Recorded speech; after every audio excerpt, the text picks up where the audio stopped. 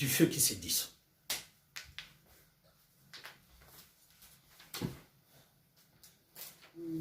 Mais en tout cas, par rapport à ce que j'ai compris, quand il dit le feu qui se dissout, c'est que à un moment donné, l'Esprit de Dieu ne sera plus là, au fait. Il n'y aura plus... puisque le feu est égal à l'Esprit, donc il n'y aura plus... L'Esprit de Dieu ne sera plus présent. Il n'y aura plus de... C'est pas possible parce que l'Esprit contient l'univers. Sans esprit, il n'y a pas d'univers. Ben oui, à un moment donné, l'univers, il sera... HS. Non. Ce que vous ne comprenez pas. Ce n'est pas possible. C'est pourquoi Dieu va rouler l'univers. Il va plier l'univers. C'est parce que vous ne le lisez pas. Déjà parlé. Le retour du roi et du Seigneur des Seigneurs. C'est là où on parle. Aussi, Dans tous les livres, j'en parle. surtout dans Quand je parle d'enlèvement, il faut qu'on parle de l'enlèvement tout ça. l'Église, oui. Il faut qu'on parle de tout ça. Enlèvement de l'Église, Que donc, Dieu, frère, prend Hébreu chapitre... attendez. Hébreu chapitre...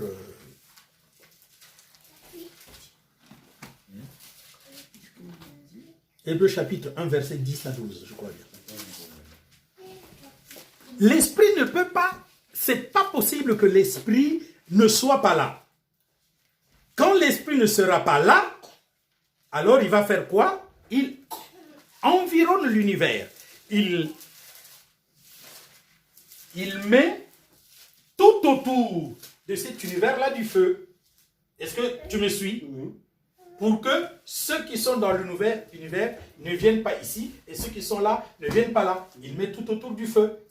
Mais tout autour du feu, c'est pour que toi et moi, nous nous rendions tout simplement compte que l'esprit se retire de la vie terrestre, de la vie qu'il y a à l'intérieur. C'est-à-dire que quelqu'un ne peut plus avoir le Saint-Esprit, mais il contient ça toujours.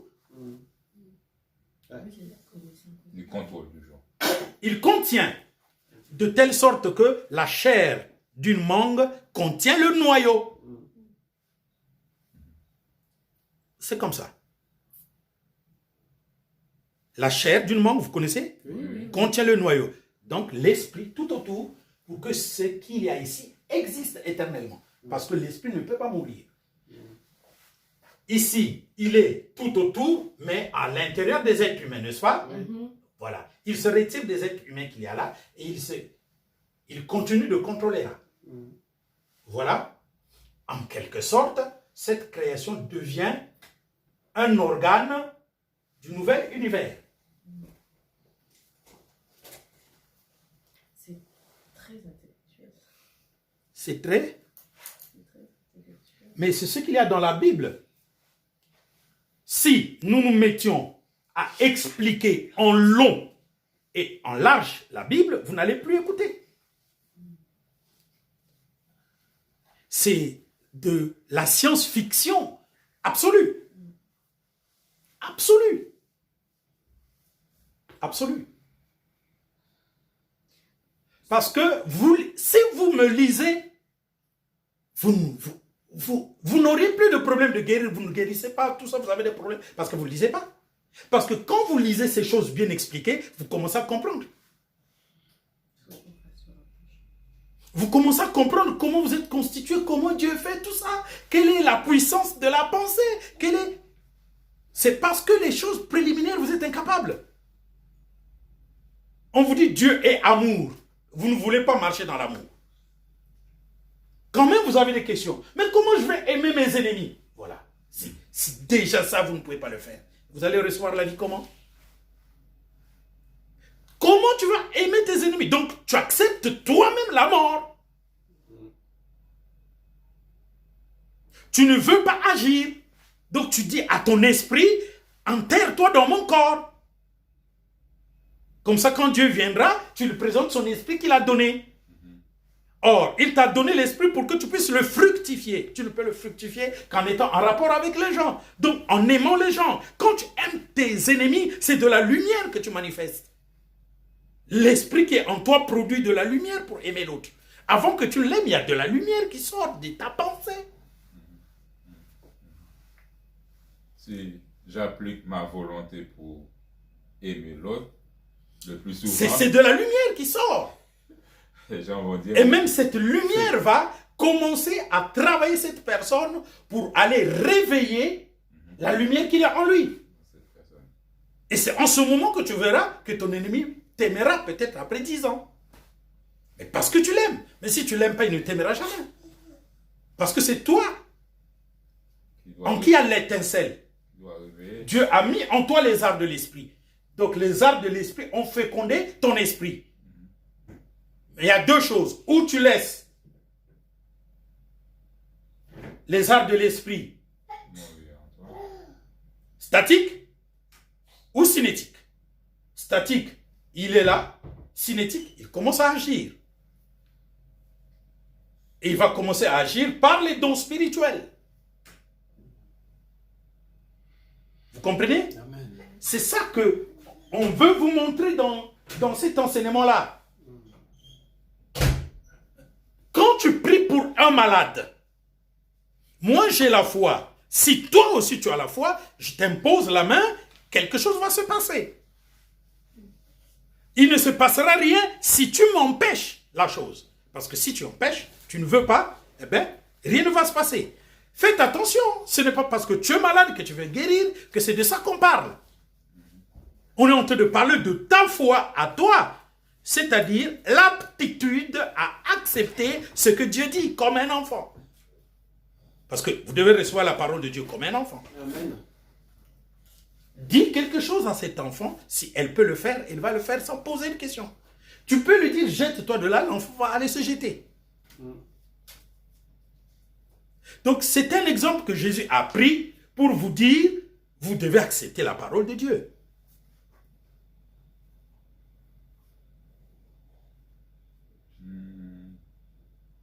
Si tu veux ensemencer une femme et que son ovule est dur, est-ce qu'il y aura fécondation? Jamais. Ce sont ces images-là. C'est pourquoi Jésus dit, ouvrez votre cœur.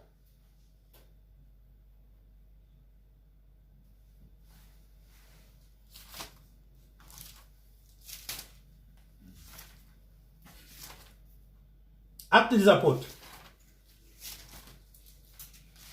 Seigneur. On pensait comprendre, mais on n'avait rien compris. Comme il se retirait en désaccord, Paul n'ajouta que ces mots. C'est avec raison que le Saint-Esprit, parlant à vos pères, par le prophète Ésaïe, a dit, va vers ce peuple et dis, vous entendrez de vos oreilles et vous ne comprendrez point. Vous regarderez de vos yeux et vous ne verrez point. Car le cœur de ce peuple est devenu insensible. C'est quoi un cœur insensible?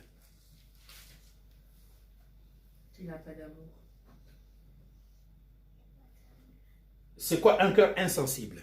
Rempli de méchanceté. Qu'on ne peut pas émouvoir. Un cœur qu'on ne peut pas émouvoir. Un cœur qu'on ne peut pas bouger. Un cœur à qui on ne peut pas dire une chose et elle se met à la faire. Un cœur qui ne peut pas obéir. Un cœur dur, c'est un cœur fermé. Un cœur qui n'obéit pas. Un cœur qui ne plie pas. Parce qu'il est question de plier devant la volonté de Dieu. S'agenouiller. Accepter ce que Dieu a dit. C'est l'image. Un cœur infidèle. Oui, un cœur infidèle. Un cœur qui ne peut pas faire ce qu'on lui dit de faire. Je vous ai dit, vous devez recevoir la parole comme un enfant. Vous dites à cet enfant, jette-toi de là, l'enfant va se jeter. Donc, on te dit de faire quelque chose, il faut la faire. Tu comprendras après. C'est en obéissant que vient la compréhension. La compréhension. Amen. C'est en obéissant. pendant que tu es en train d'obéir, c'est en ce moment que la compréhension viendra. Les choses difficiles ne peuvent être comprises que dans un emportement. C'est ce que j'ai expliqué dans l'introduction sur les dons spirituels. En fait, on nous dit aspirer aux dons les meilleurs. Les gens ont toujours posé la question, mais on va aspirer comment?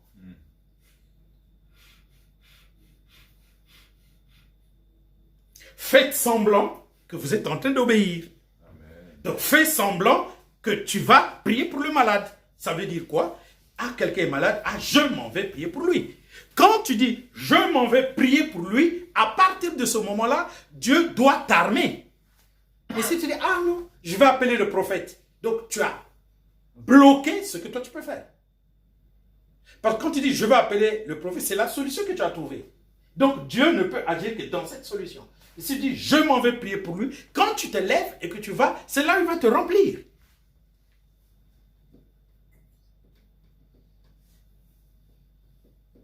Non, mais c'est vraiment vrai ce que tu dis parce que j'ai expérimenté la même chose. Quand je suis parti aux États-Unis, j'ai prié pour quelqu'un là-bas. Et dès que je suis parti, le miracle s'est produit. C'est comme ça, frère. Il faut agir. Il faut agir. Si vous n'agissez pas, vous voulez que Dieu agisse comment? Le problème qui se pose, c'est que souvent, on a l'impression que si on a agi, par exemple, en aimant les gens, c'est hypocrite en quelque part.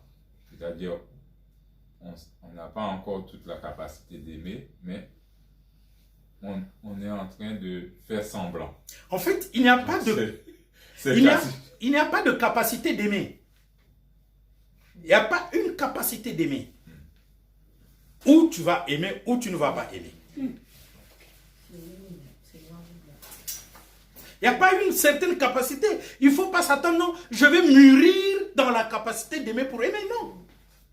Tu passes le temps, hein, pendant que tu cherches à ce que ça mûrisse, tu es en train de passer le temps. Là, tu devais aimer. Pendant que tu attends, tu devais aimer, tu vas te retrouver avec 100 000, 10 millions d'actes d'aimer que tu devrais faire.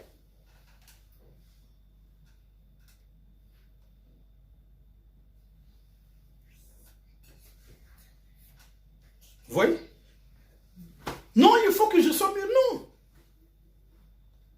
S'il faut que tu sois vraiment mûr de l'amour, tu seras mûr, tu vas présenter de l'amour à quelqu'un, ça va le tuer. Parce que quand il y a trop d'amour, la personne va même mourir.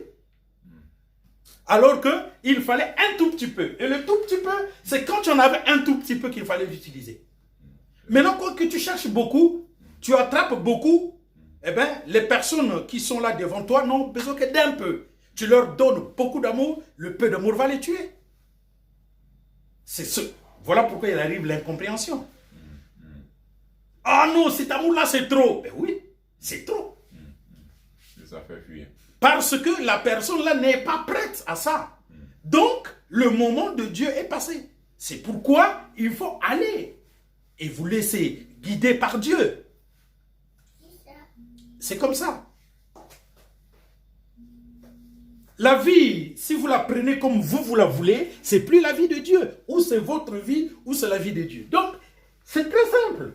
Regardez, ici. Écoutez un peu. C'est acte 28. Hein? Oui. Au bout de 3 jours, Paul convoqua les principaux des Juifs. Et quand ils furent réunis, il leur adressa ces paroles. Hommes frères, sans avoir rien fait contre le peuple, ni contre les coutumes de nos pères, j'ai été mis en prison à Jérusalem et livré de là entre les mains des Romains. Qu'est-ce qu'il dit? J'ai été livré de là entre les mains des Romains, n'est-ce pas? Est-ce qu'il a été livré entre les mains des Romains?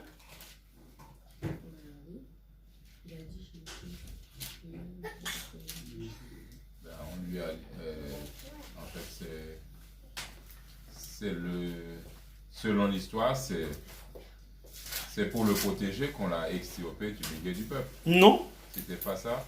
non, c'est lui qui a demandé de comparaître devant César. Ok.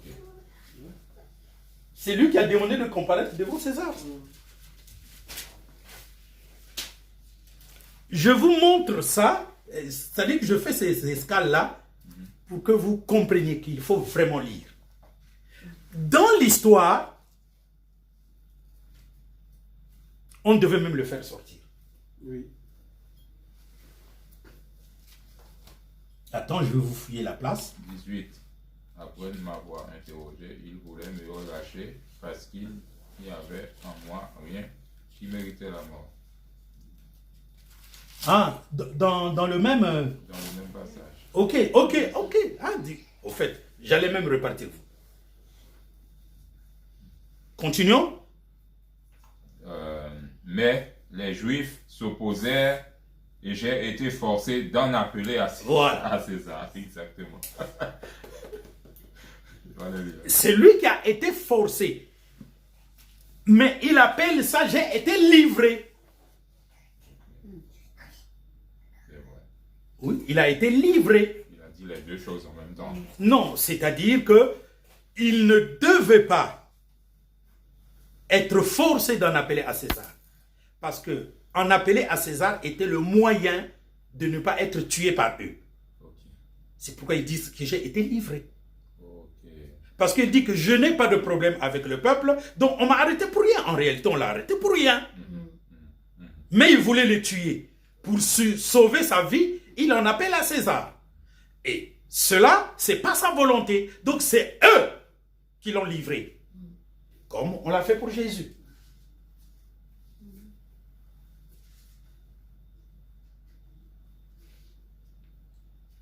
Qu'est-ce que ça veut dire? Si le Seigneur, après les 3 ans et demi, le peuple juif avait accepté son message, ça ne servait pas qu'il meure. Parce qu'ils n'ont pas accepté, il a été obligé de mourir pour que sa mort soit considérée par le Dieu juste et le Dieu saint comme étant la mort des autres. Si les gens avaient accepté le message de Jésus, aujourd'hui, on naîtrait avec la vie éternelle. Ils seraient repartis en nous laissant la vie éternelle. Les gens n'ont pas accepté. Et c'est pour ça que quand il est allé prier à Golgotha, non, plutôt à Gethsémane, ce n'était pas pour demander qu'il ne meure pas. Non. Il a dit que la coupe s'éloigne, toutefois pas selon ma volonté, mais selon ta volonté. Il était en train de dire, la coupe pouvait s'éloigner s'ils ont reçu mon évangile. Mais là, ils l'ont rejeté. Il faut que je meure pour eux, parce qu'il était question du salut de son propre peuple à lui. C'est ça qu'il y a dans ce langage. Donc, les tournures utilisées par les hommes de Dieu, les tournures utilisées par Dieu, si nous ne les connaissons pas, on expliquera mal la parole de Dieu. Et c'est pourquoi la parole de Dieu est mal expliquée. Ça produit la mort. Ça produit la mort. Voilà pourquoi j'ai demandé à vous voir et à vous parler. Car c'est à cause de l'espérance d'Israël que je porte cette chaîne. Ils lui répondirent, nous n'avons reçu de Judée aucune lettre à ton sujet, et il n'est venu aucun frère qui ait rapporté ou dit du mal de toi. N'est-ce pas? N'est-ce pas? Oui. Bien. Mais nous voudrions apprendre de toi ce que tu penses. Car nous savons que cette secte rencontre partout de l'opposition.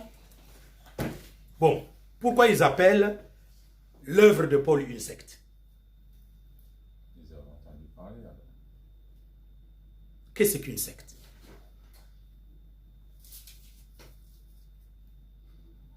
Un groupe qui partage un certain nombre de choses en commun. Non, c'est pas ça une secte. Qu'est-ce qu'une secte? C'est une croyance. Dans ce cas précis, il croyait... Qu'est-ce qu'une secte? C'est un rassemblement de personnes qui sont contre la Bible. Non. Qu'est-ce qu'une secte? C'est un rassemblement de personnes. Qu'est-ce qu'une secte? C'est un groupe. Oui, un groupe. C'est quoi une secte? C'est un groupe fermé. Ça, c'est le sens mondain. Un groupe fermé. Qu'est-ce qu'une secte?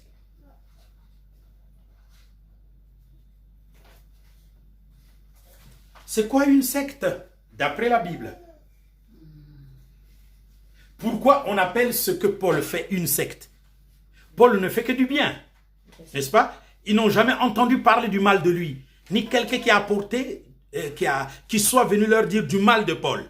Mais ce qu'il fait, ils appellent ça une secte. Pourquoi? Parce qu'il parlait de Jésus, en fait. Il parlait de la vérité. Oui, ça vient. Et alors, donc, c'est quoi une secte? Ben, c'est dire la vérité. C'est de croire en quelque chose. Hein? Un groupe de personnes qui croient en... Ça, j'ai déjà refusé. Ah non. Parce que si c'est ça, il y a quelque chose qui manque. Y a- C'est croire en quelque chose qui est vrai. Et que les autres refusent.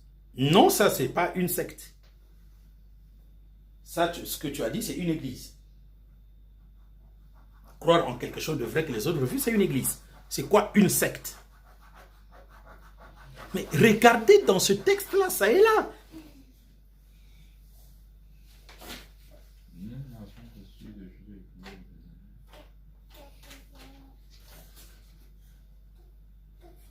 Annonçant le royaume de Dieu. Donc, il y a nous, le judaïsme,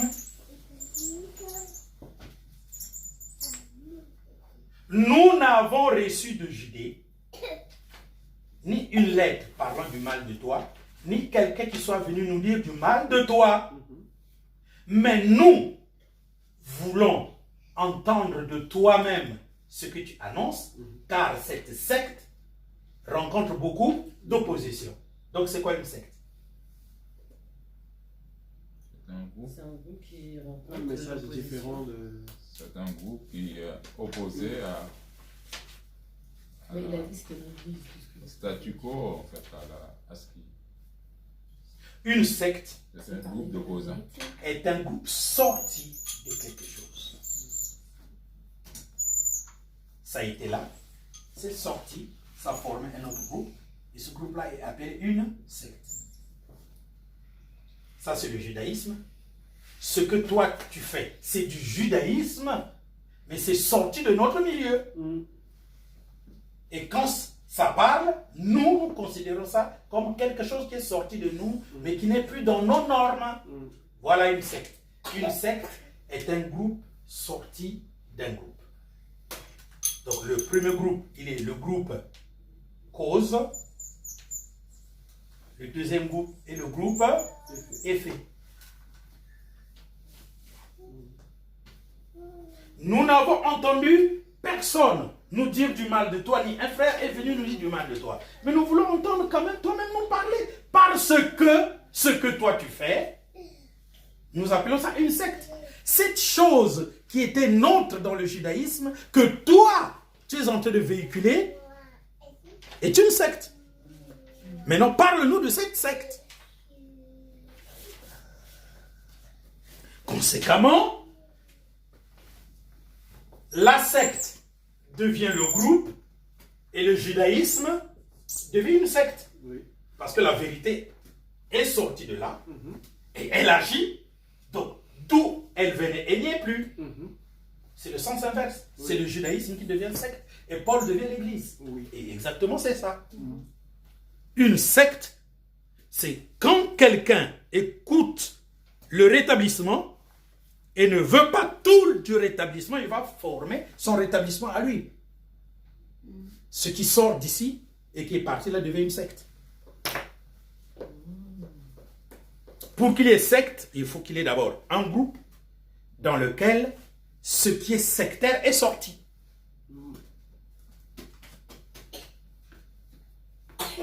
Eux, ils étaient l'église, hein? L'église de Rome.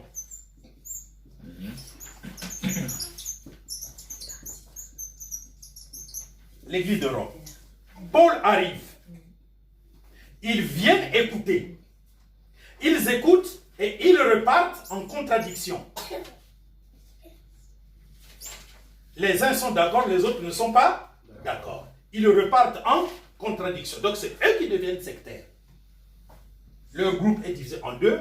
Ceux qui ont cru, ceux qui n'ont pas cru.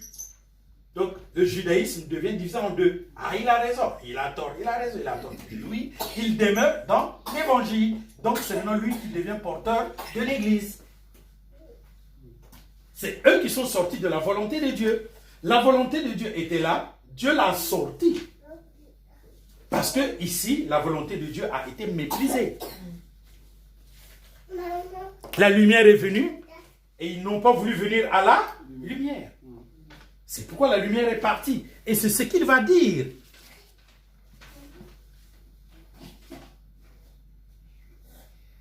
Mais nous voulions apprendre de toi ce que tu penses.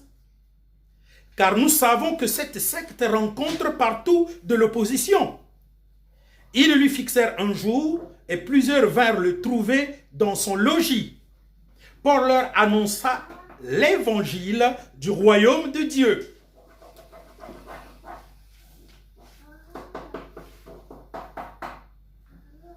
Paul leur apporta quoi? L'évangile du royaume de Dieu. La fois dernière, on a cité ces évangiles, n'est-ce pas? Oui. Quelqu'un a un souvenir? Moi, je... Il y en a 3 genres. Il y en a 3 genres. 3 genres d'évangiles. La grâce. L'évangile de la grâce. Éternelle. L'évangile éternel. L'évangile Du royaume. du royaume. Ok. Maintenant, l'évangile de la grâce. Il y a 6 aspects. À 6 formes. 6 formes, c'est ça. Pas 7. Citons-les. L'évangile de Dieu, L'évangile de Dieu, de Dieu, de l'évangile de Christ, Christ, L'évangile de la grâce. l'évangile de la grâce de Dieu, il faut toujours dire l'évangile de la grâce de Dieu, frère. Parce que si tu dis l'évangile de la grâce, on repart là. L'évangile de votre salut,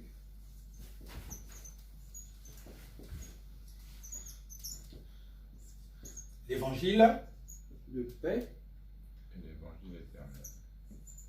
et l'évangile de la gloire. De la gloire. Qui est l'évangile éternel.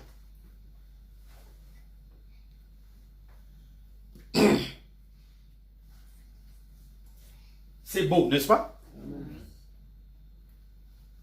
On commence par l'évangile, on finit par l'évangile. Non. Comment il doit leur annoncer l'évangile de Dieu? Oui, c'est ce qu'il a dit. Enfin, du royaume de Dieu. Paul leur annonça le royaume de Dieu. Qu'est-ce que moi j'ai lu? En fait, tu as Tu as mis le mot évangile dans le texte, mais c'est l'évangile. Leur annonça le royaume de Dieu. Mais oui, mais c'est ça, le royaume de Dieu.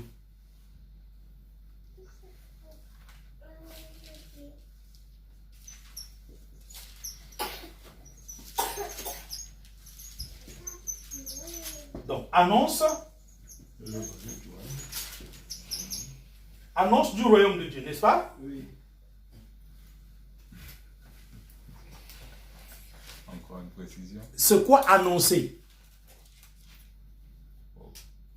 C'est chercher.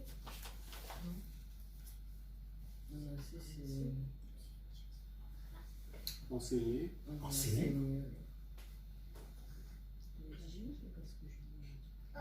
L'annonce, c'est quoi? Une annonce, c'est quoi? Une nouvelle. Un enseignement. La bonne,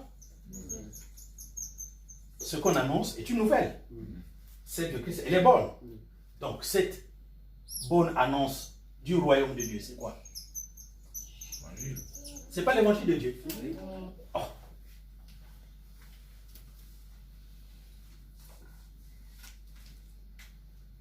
Vous n'avez pas besoin de mettre ça dans la tête. Vous savez qu'il leur annonça le royaume de Dieu. Dans tous les apôtres qui arrivent devant des gens qui n'ont pas Christ, c'est le royaume de Dieu qu'ils vont annoncer. Donc, c'est l'évangile de Dieu qu'ils vont annoncer. On commence par ça.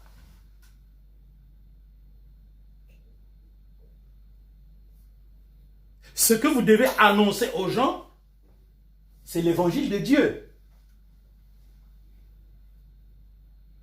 Sans aller plus loin.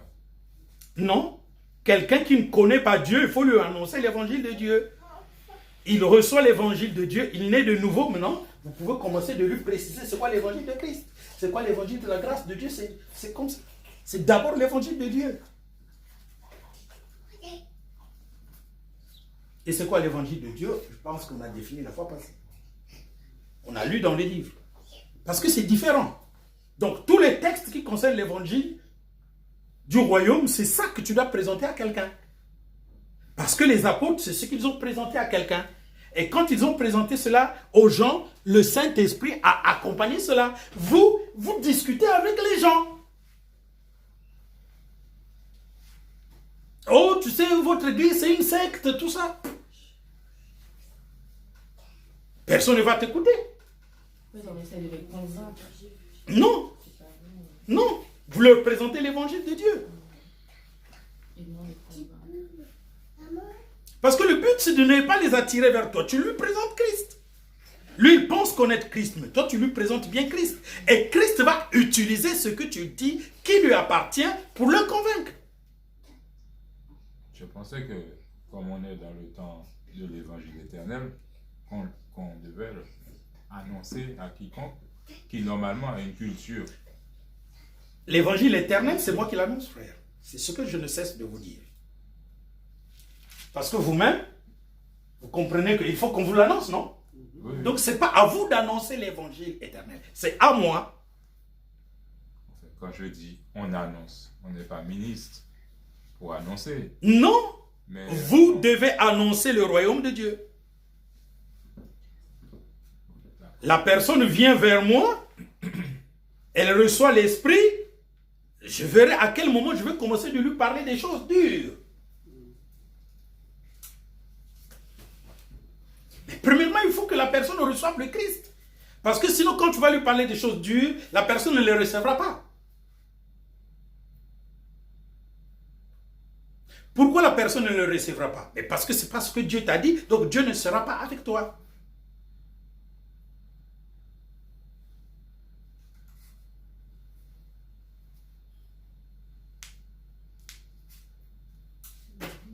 Tu vas vers quelqu'un, tu sais que Jésus-Christ est noir, lui c'est fini. Il n'est pas. Il est pas. Oui. Ah, c'est dur à recevoir. Non, c'est pas ce que Dieu t'a dit d'aller annoncer.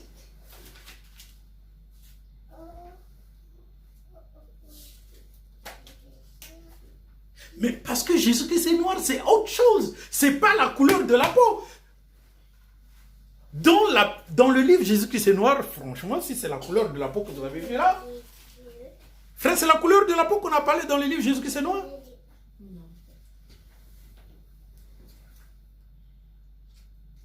on a parlé de comment Dieu a fait les choses.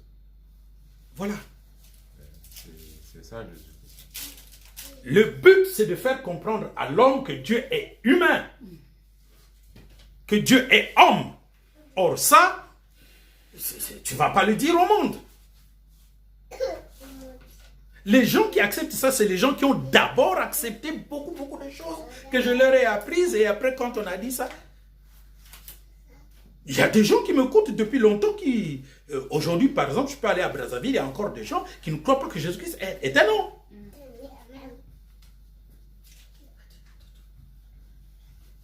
C'est ça le rétablissement. Et vous allez comprendre que ces choses-là, ça c'est ce que moi j'annonce. Vous, ce que vous devez faire, c'est d'annoncer l'évangile du royaume. Donc tu prends ton livre Ultimatum de Dieu au monde, tu regardes tout ce qui concerne l'évangile du royaume. C'est ça que tu annonces à quelqu'un. Si tu veux aller en profondeur, tu lui annonces tout le processus qu'il a dans Ultimatum de Dieu au monde qui arrive jusqu'à la nouvelle naissance. Tu lui expliques comment il peut arriver à la nouvelle naissance. C'est ce qu'il faut faire aujourd'hui pour faire la différence. Parce qu'aujourd'hui, le gars qui a été coopté par une église, tu ne vas pas lui enlever de son église si tu ne lui démontres pas un certain nombre de choses. Tu peux trouver une chance qu'on lui prend trop de dîmes, comme tu parles de la dîme qui est une criminalité. Ah, tu comprends? Ah oui, donc je viens avec toi. Parce que tu es tombé sur une chose qui lui plaise et qui lui fait mal. Il a trouvé une bouée de sauvetage. Mais là, c'est quelqu'un qui a trouvé une bouée de sauvetage. Il faut lui annoncer le salut. C'est l'évangile du royaume qu'il faut annoncer, l'évangile de Dieu. Parce que Dieu va accompagner cet évangile. À partir de maintenant, annoncer aux gens l'évangile de Dieu, vous allez voir. Car comment? Que dit la promesse? Cette bonne nouvelle du royaume soit approchée. Le monde entier. Cette bonne nouvelle du royaume sera prêchée. Dans le monde entier. Et après quoi? Pour servir de témoignage. Et après quoi? Après viendra la fin. Après quoi? Viendra la fin. Donc, la bonne nouvelle du royaume qu'on annonçait aux Juifs, ce n'est pas la bonne nouvelle que vous allez annoncer aux gens. Parce que ça, on l'annonçait aux Juifs.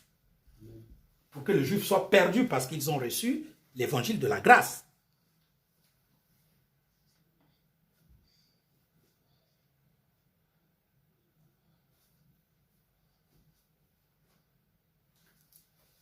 Alors, quelle est donc la différence entre l'évangile de Dieu et l'évangile du royaume?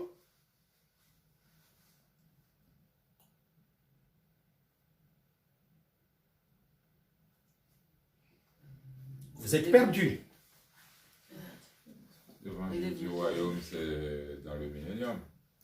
Voilà. L'évangile du royaume est là.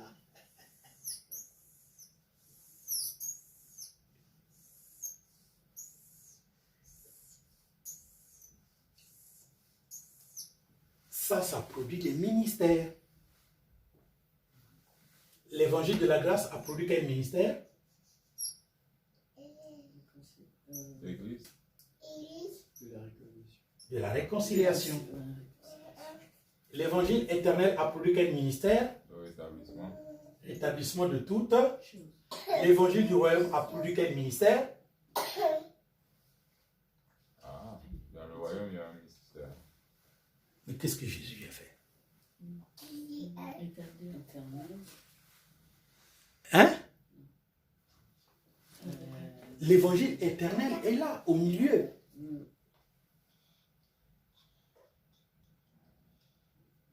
A produit le royaume des sacrificateurs. L'évangile du royaume a produit les parfaits qui vont administrer les choses de Dieu. L'évangile de la grâce a été apporté par le ministère de la réconciliation. Dieu était en Christ réconciliant le monde avec lui-même. Oui. Mais nous annonçons pour rétablir toutes choses. Et maintenant, l'évangile du royaume fera quoi?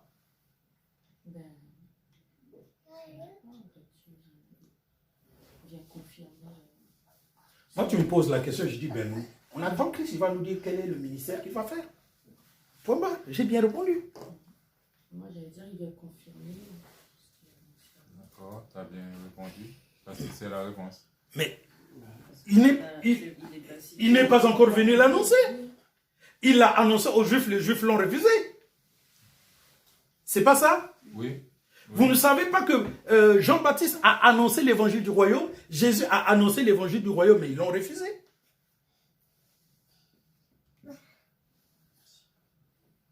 Mais moi, j'aurais dit, c'est une confirmation, en fait. Non. Non, on le sait. Confirmation, pourquoi? Bah, de l'évangile de la grâce. Pourquoi on va confirmer? Pourquoi on va le confirmer? L'évangile de la grâce a produit une église. L'évangile éternel a produit la grande foule des nations et l'Israël repentant. Donc, l'évangile produit quelque chose. Maintenant, toi, tu veux que dans le royaume, on confirme. On va confirmer quoi?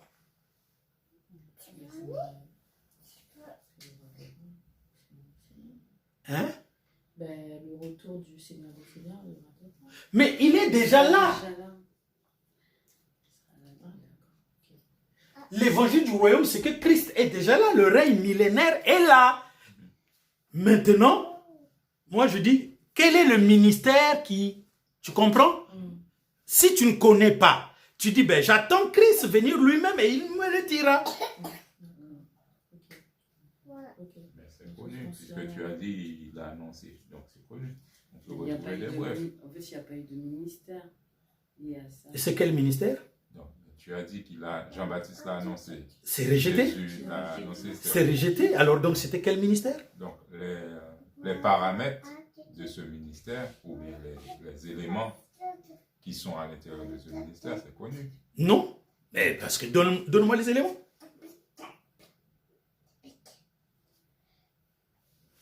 Donnez-moi les éléments. Ben,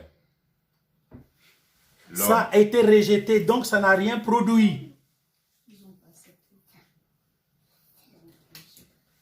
C'est quoi un ministère?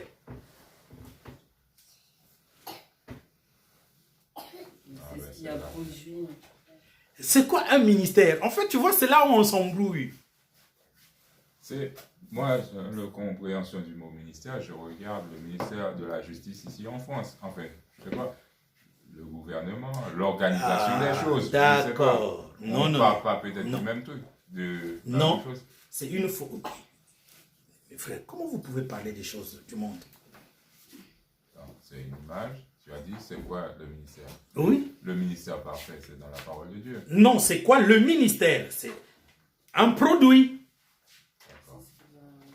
Une activité qui a produit un fruit. On reconnaît l'arbre par son. Oui, ok. Le ministère a été donné, il n'y a pas eu de résultat. Les gens ont rejeté. Donc nous ne le connaissons pas. L'évangile de la grâce a produit une église par le ministère de la réconciliation. Oui, une église qui est parfaite au ciel. Oui, une église qui est parfaite au ciel. Donc, c'est même conduit à la perfection. L'évangile éternel va produire la grande foule des nations et l'Israël repentant. Okay. C'est ça le ministère. C'est-à-dire, qu'est-ce que ça a produit? Maintenant, l'évangile du royaume a été annoncé mais rejeté. Donc, le fruit n'est pas donné. Maintenant, si tu dis que les paramètres sont connus, normalement, oui, les paramètres sont connus. Mais nous n'allons pas en parler parce que ça n'a rien produit. Les paramètres sont dans Matthieu 10. Ressusciter les morts, quoi. Donc c'est ce qu'il fallait dire. Dans Matthieu 10, parce que quand Christ viendra, c'est ce qu'il fera. Et il le fera selon la loi. Donc, si tu m'as dit ça, j'allais dire donc tu avais compris. C'est pas pareil. Donc c'est pour voir si vous avez lu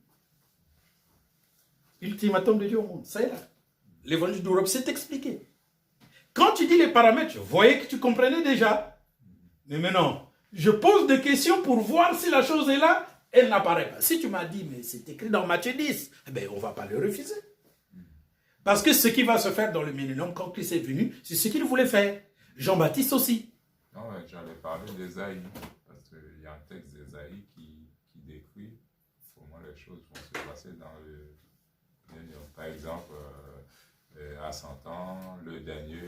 Oui, Voilà, c'est de ça que je voulais parler. exactement. C'est résumé dans Matthieu 10. C'est résumé dans Matthieu 10. Voilà pourquoi il faut mettre Matthieu 10 plus Matthieu 24, 14. Qui diffère de l'évangile de Dieu. Il leur a annoncé le royaume parce qu'ils savaient qu'ils ne vont pas le recevoir car ils l'ont déjà refusé. Jean-Baptiste est venu avec, Jésus est venu avec, ils ont refusé. Donc il faut leur annoncer ça pour leur condamnation à eux.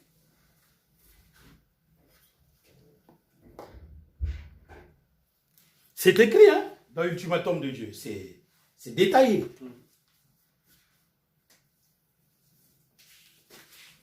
J'avais une question. Oui. Ma question, c'était que, en écoutant un audio que tu as enseigné sur la divinité du Seigneur Jésus-Christ, est-ce qu'on peut dire, est-ce que j'ai compris si je dis l'agneau, comment on appelle ça, qui ôte le péché du monde, c'est le Fils de Jésus.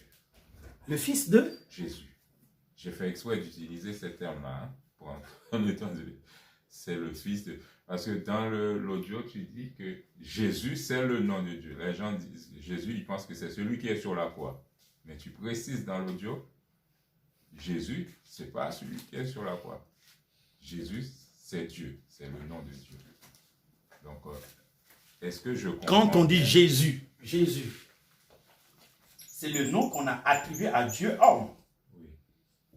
Nom attribué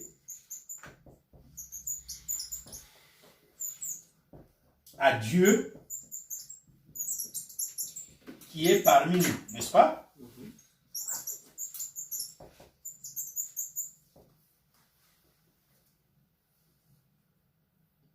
Aujourd'hui, quand on dit Jésus, c'est... Les gens pensent le Fils de Dieu. Voilà. Mais c'est pas... Tu dis c'est pas... Mais eux, quand ils disent le Fils de Dieu, donc il y a Dieu, après Jésus, c'est le Fils. C'est ce que les autres pensent. C'est de ça que j'étais en train de parler. Mais or, Jésus, c'est le nom de Dieu. Donc, c'est une activité que Dieu a fait ponctuellement quand il est venu pour nous sauver du péché. Quand il revient, il a un nom nouveau que personne ne connaît, sinon lui-même. Son nom est la parole de Dieu. C'est pas ça? Oui, oui. Apocalypse chapitre 19, verset 11 à 15. Donc, nous ne devons pas marcher avec la pensée de... Chez les gens, quand on dit Jésus, on pense à celui qui est mort à la croix. Or, celui qui est mort à la croix, il a existé bien avant. Il avait un autre nom. C'est pas vrai? Melchisédek, par exemple. L'arbre de vie. L'éternel. C'est pas ça? Oui. Voilà. C'est plusieurs apparitions. Dans le jardin d'Éden, il s'appelle par un autre nom. Devant les Cananéens, il prend le nom de Melchisédek. Devant Gédéon, il prend le nom de merveilleux, n'est-ce pas? Différents noms. Maintenant, quand il est venu ici humainement, il prend le nom de Jésus. Donc, l'Éternel sauve. Quand on parle de salut, on voit Matthieu, chapitre 1, 18 à 25, il est venu sauver son peuple. Et quand on parle Jésus, ne voyez pas seulement celui qui est venu à la croix, parce que même celui qui a porté le nom de Melchisédek, il est Jésus-Christ. Même l'arbre de vie, il est Jésus-Christ. N'est-ce pas? Oui. Parce que c'est ce que dit Jean. Celui qui ne croit pas que Jésus-Christ est venu en chair. Il ne dit pas celui qui ne croit pas que la parole est venue en chair. Non. Donc, Jésus, ce nom-là, c'est aussi le nom de Melchisédek. C'est aussi le nom de l'arbre de vie. D'accord? Ce n'est pas seulement le nom de celui qui est crucifié. comme fils de Dieu en disant qu'il y a Dieu qui a envoyé un fils. Comme par exemple le disent les catholiques, les témoins de Jéhovah. Mais on ne peut pas dire Jésus c'est... Qu'est-ce que tu disais? C'est le fils de Jésus. Non, l'agneau qui ôte le péché du monde. Non, l'agneau est un titre. Oui, non, c'est beau. C'est un titre. Parce que les gens disent le fils de Dieu. C'est un titre. Oui. Donc, il y a quelqu'un qui est mort à la croix. Ok? Oui. Jésus n'est pas mort. Ça, c'est les musulmans qui le disent. Et quand ils le disent, est-ce qu'ils pensent à Melchisédek qui n'est pas mort? Non. Vous voyez ce que je veux dire? Non. On ne peut pas entrer dans la doctrine des musulmans. Parce qu'eux, ils sont dans le faux. Eux, on les laisse avec C'était leur... pour imager ma question. Mais ça ne va pas tenir parce que c'est ce qu'ils pensent, eux, c'est faux. Oui, non. Ils disent Jésus n'est pas mort. Dieu a fait semblant. Donc Dieu a trompé. Déjà, pour eux, il y a un Dieu qui a trompé.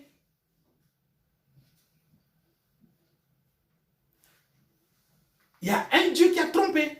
N'est-ce pas? Que Jésus n'est pas mort. Donc, Dieu, c'est quelqu'un d'autre. Jésus aussi, c'est quelqu'un d'autre.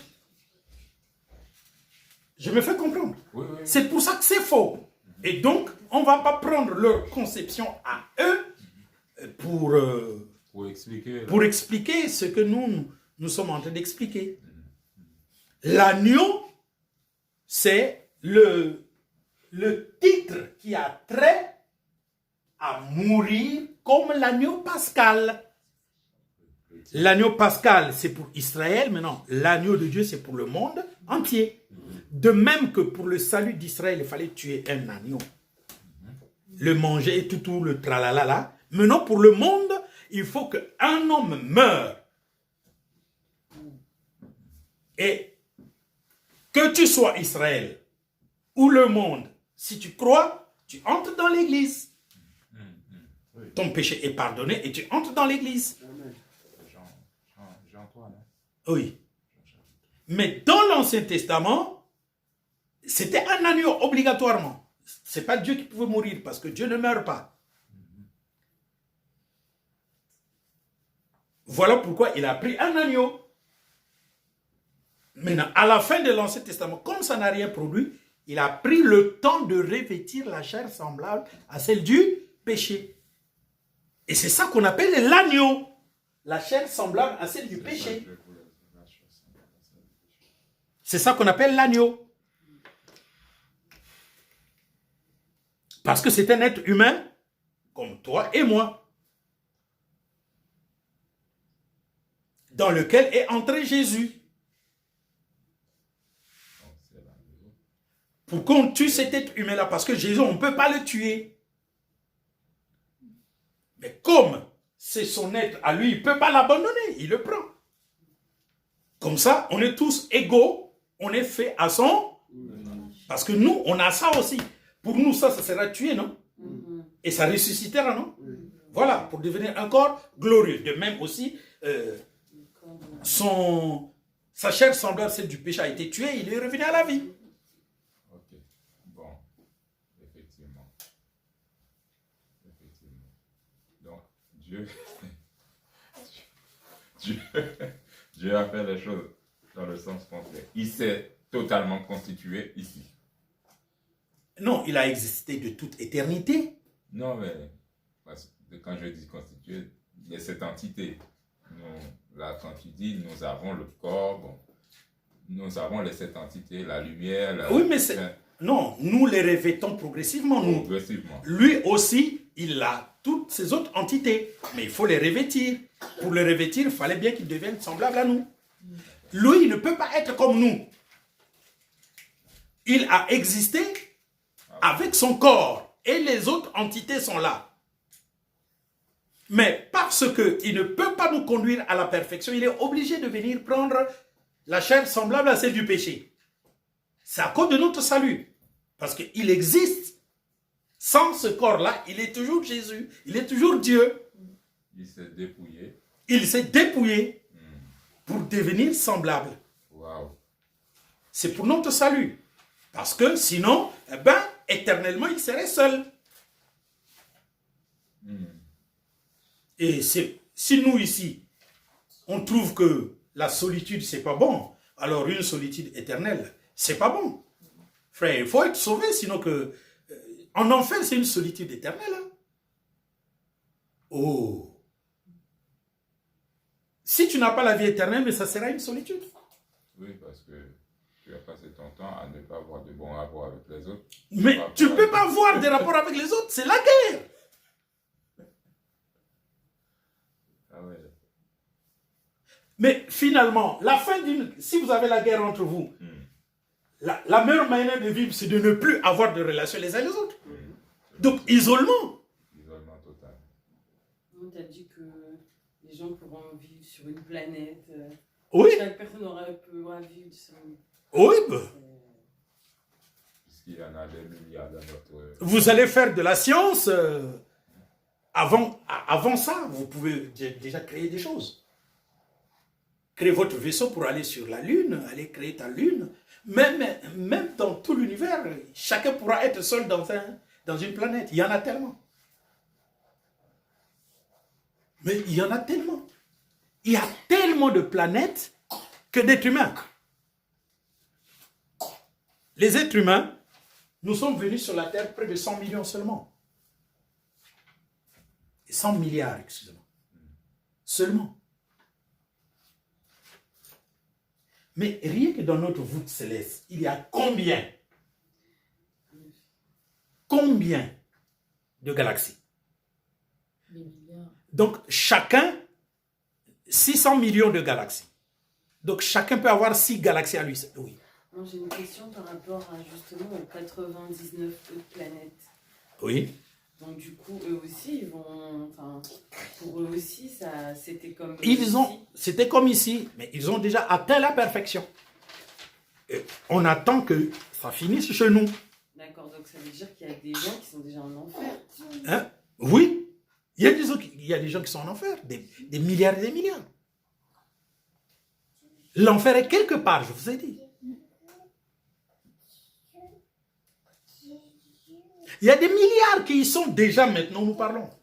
On attend que nous atteignons notre perfection, que nous quittions cette terre, que nous allions au premier ciel, que nous jugeons le monde et, comment on appelle, et les anges. Maintenant, pendant qu'on sera introduit dans les nouveaux cieux et la nouvelle terre, c'est là où vous verrez les autres aussi être introduits. Parce qu'ils ne peuvent pas y aller. Car en fait, les autres, quand ils ont atteint leur perfection, il n'y avait pas encore la création des nouveaux cieux et de la nouvelle terre. Les nouveaux cieux et la nouvelle terre, il a créé à partir de cette création actuelle. Donc les autres sont en train d'attendre. Mais ils ne sont pas dans cet univers. Oui, oui. Hein? Vous comprenez? Ils ne sont pas sous ce soleil. Ils doivent se trouver. Même pas dans cette galaxie. Il y a déjà trop de galaxies. Des milliards 600 millions de galaxies. D'après ce que les amis ont étudié. Hein, parce qu'ils les filment, hein, les galaxies. Les galaxies, ça se filme. Ils ont des yeux qui voient tous les jours. Donc, les Hubble, donc ça ne fait que filmer. Ça ne fait que filmer. C'est normal que vous puissiez les reconstituer. C'est de l'observation. C'est des trucs qui observent comme on clie là. Ils filment. Donc, pendant qu'on tourne, ils filment. Et tu vois, c'est petit, mais quand ils prennent, tu vois, c'est comme la lumière qui se répand. Il y a des gens qui sont déjà parvenus à leur salut.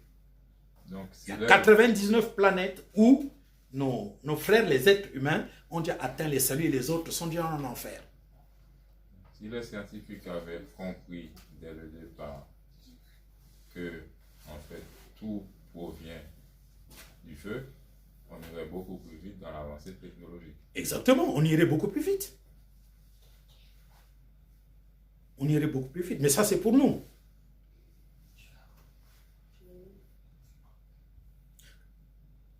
Frère, il y a des choses que nous n'avons pas maîtrisées. Vous voyez, entre le jardin d'Éden et Noé, on ne nous parle pas de leur technologie. Hein? Non. Ah. Les gens là vivaient 900 ans, 800 ans.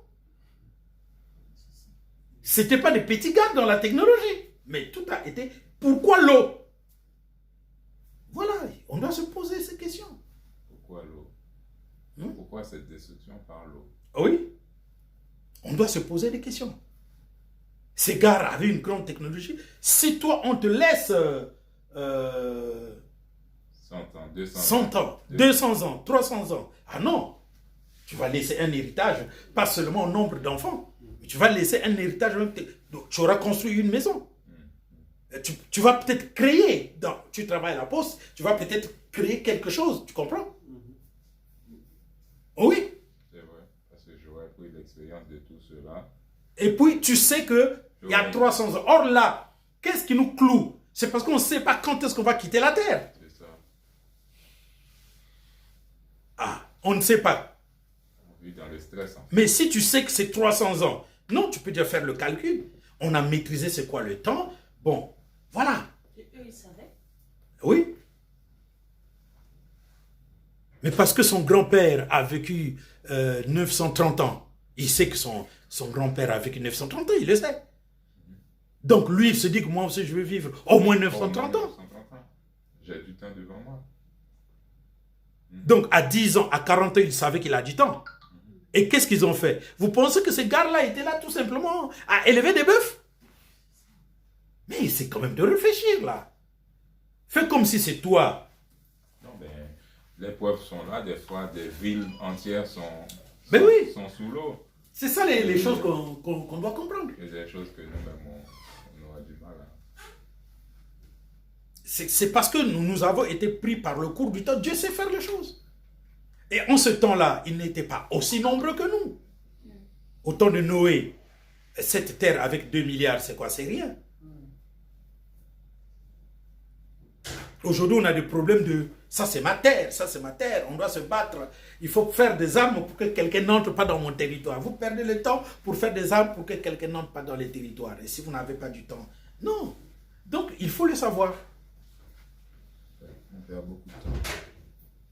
En résumé, nous allons continuer toutes ces choses pour que vous maîtrisez c'est quoi le naturel. Le naturel, il y en a sur